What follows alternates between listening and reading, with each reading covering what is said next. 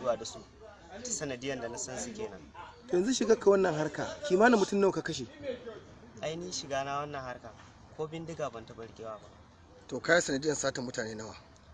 Sanadiyya guda ɗaya ne wanda na ɗauke lamban ƙanin babanmu na ba Ayuba ya tura mu a Isa aka je aka kashe shi ne wanda ne sanadiyan. Sauran duk wanda zan lissafo muku kiran mu ake yi, kiransa ake yi, aka kira sai aka kira ni ma sai mu haɗu. In na fahimce ka shi wannan kanin baban naka da ka bada lamba shine aka kashe? Shine aka kashe shi. Kanin babanka? Shi waye wannan? Alhaji ka daɗe. To sun lissafa abubuwa da ya faru da dama, an ce da kai aka yi satan low prosi wato asibitin kutare aka ɗaya mutane 8. Ka san kun kai farmaki ofishin 'yan sanda Zahiri. Kana cikin wanda suka kai farmakin nan a lokacin kana wajen? Ni lokacin muna wurin gidan ne, wanda ya zo ya kawo farmaki kofar ofishin 'yan sanda Isa ne.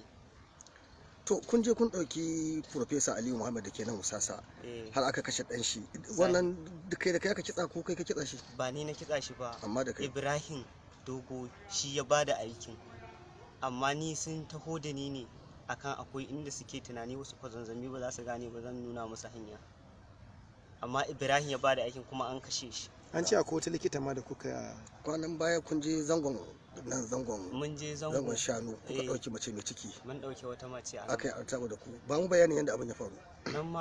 Nan da Usman mai adda da Hamisu su suka kira aikin, suka kira mu nan da Nuhu da Nura da Idi da Sha'aibu. Miliyan nawa kuka karba a hannunsu? Aini duk ban bi su dauji ba, su gaya min kuma abin da aka ba su. Nawa aka baka kai? A na lebresi da suka zo sun bani 2000, suka ce man sai in sun je diyan da kenan zan ji a waya.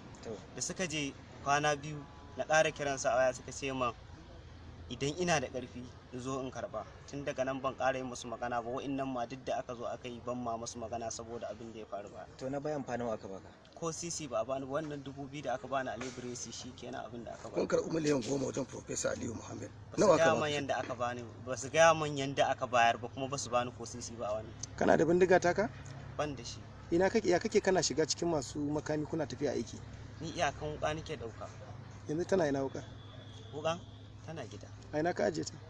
Wukan tana saman kushin ne. Mata ma na bin mata na tana yanke da shi, yanzu ma ban dauka tun daga. Kana da aure kenan? Ina da mata.